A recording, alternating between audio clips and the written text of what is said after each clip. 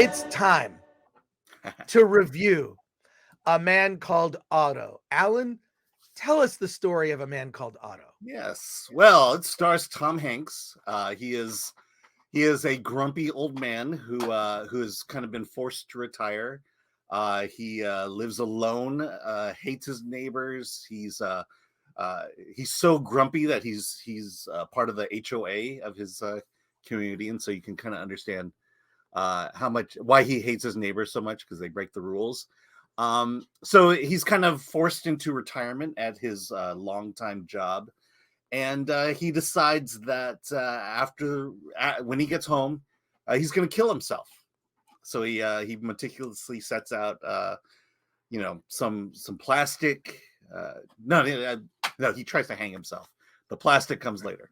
But just before he can kill himself, his new neighbor moves in across the way, Marisol and her family, and they basically, as the film plays out, this new neighbor Marisol becomes the nosy neighbor who helps give him a new perspective on life, and tries to, and without knowing that he's trying to kill himself, tries to soften the heart of this grumpy old man. And there's a comment, I've seen it all in the trailer, and yes, you have. This is this is a pretty, when I think about the Tom Hanks Playtone movies, this really falls in line with those type of stories. It's trying to be good. It's trying to bring back humanity, and I think we can debate as to whether it's done right or whether it's done a little too sappy. And I would say, this movie hits the sappy end of things. Well, A Man Called Otto, and also, by the way, he had one little thing wrong, minor thing. Mm-hmm. He's not in the HOA. He was kicked out of it. Remember? Oh, that's right. But he he's was kicked out. But he's still the everything. lone enforcer of HOA rules in his right. Exactly. He enforces the rules that people just sort of go, whatever. They're good, nice guidelines. I'll say this. A Man Called Otto is a Hallmark movie being released to theaters. Yes. It's a movie that should have come to streaming, and it's being released in theaters and wide release, probably because of Tom Hanks. Although, I don't know, I guess Tom Hanks wasn't weighty enough to justify Pinocchio being released.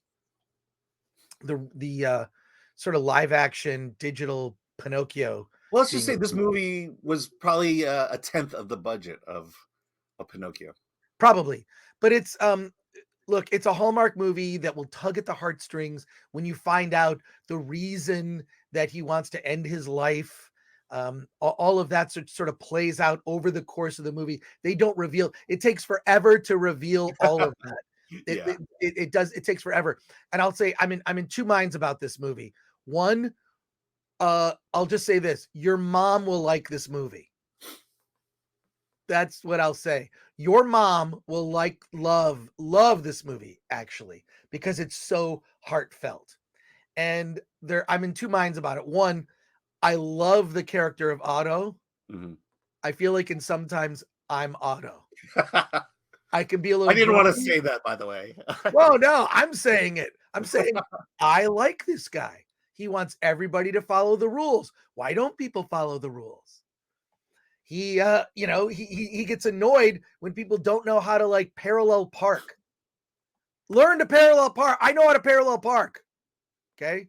Learn to parallel park. So all the things he's annoyed at, like someone not knowing how to do to bleed a radiator or things, simple things in life that everybody should kind of know, have basic knowledge of, right? What's a radiator, by the way?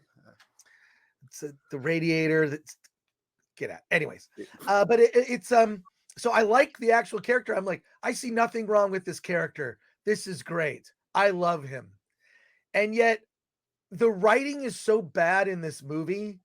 And there's one scene in particular, I had to suppress a laugh, an inappropriate laugh. And I'll tell you exactly where it happens. So if you consider these, if you're not going to see this movie, or you consider minor things like this spoilers, someone was complaining in some of our comments that I ruin stuff sometimes, but that happens. If you're gonna talk about a movie, you're going to review it, and you're going to go into some level of detail, there'll be certain things that are ruined.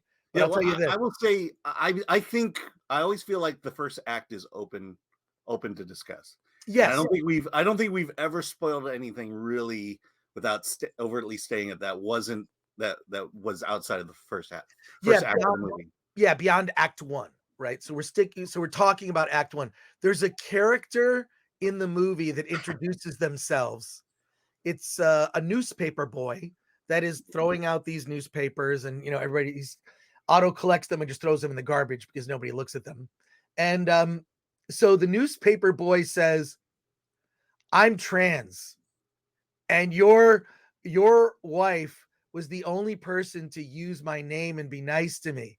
It comes out of nowhere, and you're like, what? And there's nothing wrong with the character. The character's fine, serves a purpose in the story, but like, to overtly state, and I would not even I'm like, all right, that's just a boy, whatever. It's a newspaper boy who's got multiple jobs and trying to get by, and Otto kind of like takes him under his wing, but like, just out of nowhere says, "Well, I'm trans, and your wife called me my I mean, it's such a weird speech." Like first I knew when that scene happened that it was like, oh, this is gonna tick off Chris.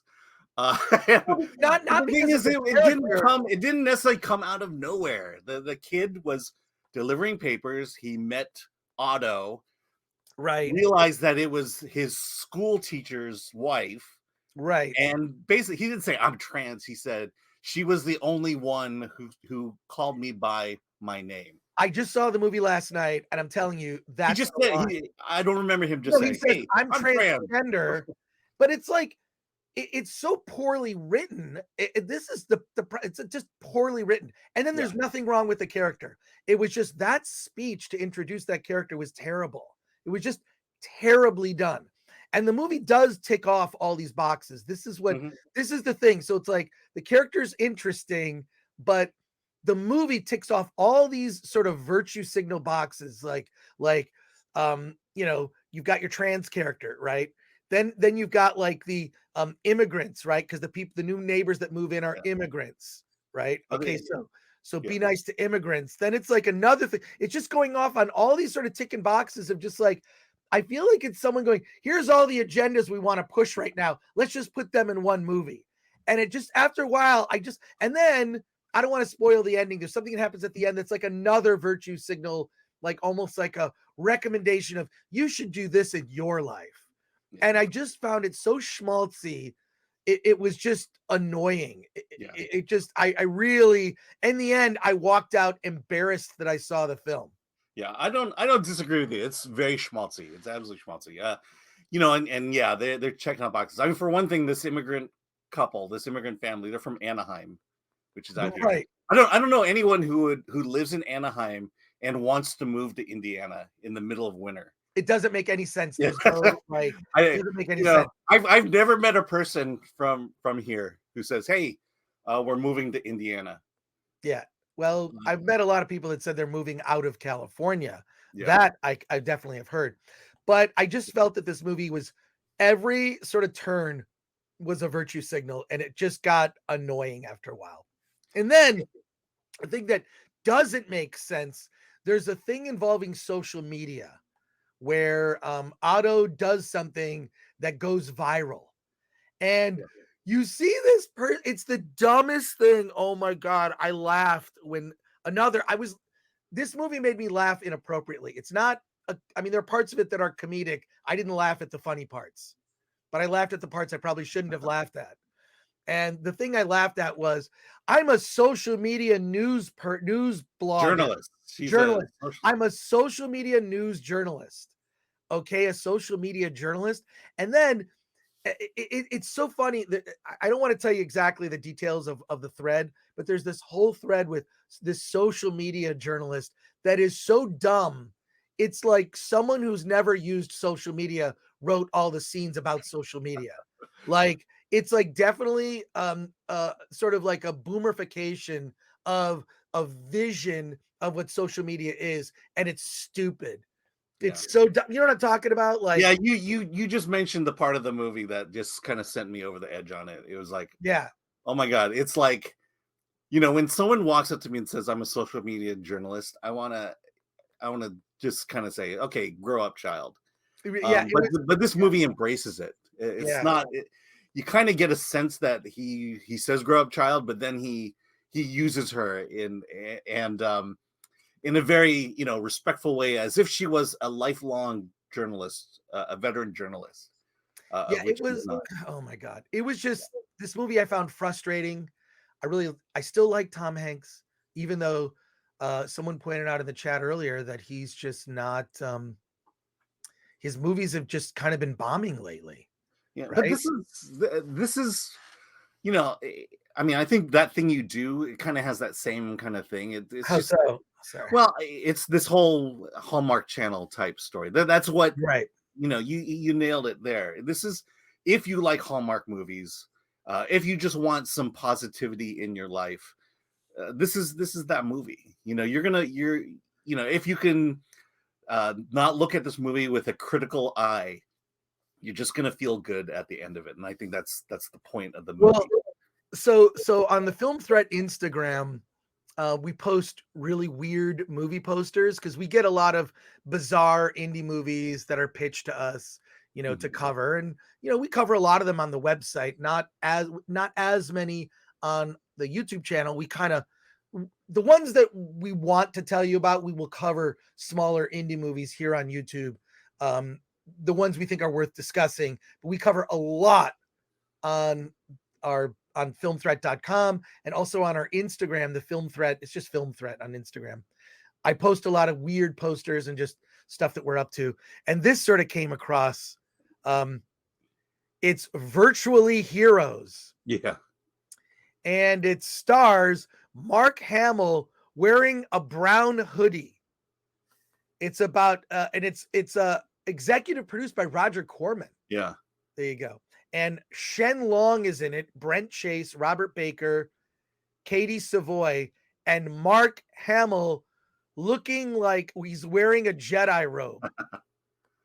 I don't know if this is a better film than A Man Called Otto, but it may as well be. And also subscribe to our Instagram if you want to see weird movie posters like I like that the line at the bottom: Control Alt Defeat. this. Right, exactly. So I don't know. I just thought it was funny. I thought, oh well, I want to show that. I want to show that. Yeah. Let's By go the way, to I thought it was interesting to see Tom Hanks' less known son, Truman, appear in the movie. who was Truman? What He character? was young. He was young Otto. He played a younger version. Oh, of he was the young Otto. Okay, well, I didn't notice that. There you go. They do flashbacks where they show young Otto.